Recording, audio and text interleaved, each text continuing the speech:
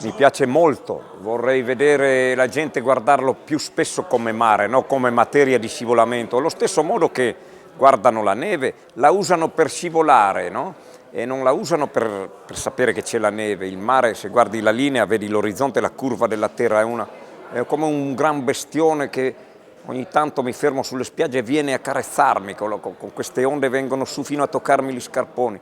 Vedo il mare come una montagna coricata e la montagna come un oceano verticale. I rischi sono gli stessi, le onde di pietra, scariche di sassi, qui ci sono le onde che rovesciano le barche, che tirano giù, poveretti, anche coloro che vengono in cerca di un pezzo di pane. Io amo molto il mare, anche se non ci ho mai navigato o fatto il bagno, come entità, come amico, come la possente forza del mare, delle montagne, dei boschi.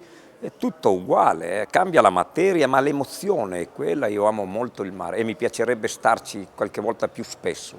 Non è il fatto di avere la terra o il mare, è l'uomo che valorizza terra e mare, perché il vescovo Berkeley una volta lo accusarono che gli piacevano le donne, il che non mi sembra una cosa obbrobriosa, e lui disse: guardate che una mela da sola non si può gustare, una mela da sola non esiste, ci vuole una mela e un palato che la gusta, per cui il mare, la terra, i deserti, le montagne, i boschi, se non c'è l'uomo, non esistono, per cui occorre migliorare l'uomo che apprezzi queste cose, almeno che si fermi un secondo a dire quello è il mare, non solo per scivolarvi.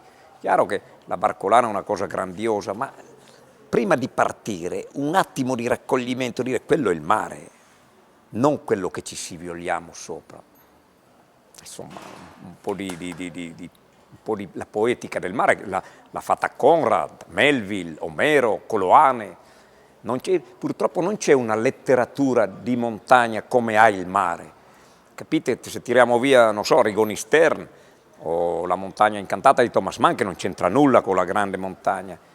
In montagna, ahimè, non c'è una letteratura possente come ha il mare. Anche Hemingway, Il vecchio il mare, insomma. Il mare è una gran cosa, un grande valore e si dovrebbe tenercelo da conto, pigliare quello che ci serve, perché 400 balene bastano 4, no? Ma l'uomo ha voglia di soldi, d'altronde se un albero di una nave costa 800.000 euro, l'albero di una barca per fare, e allora bisogna ammazzare balene, perdonatemi la polemica, ma cadiamo lì.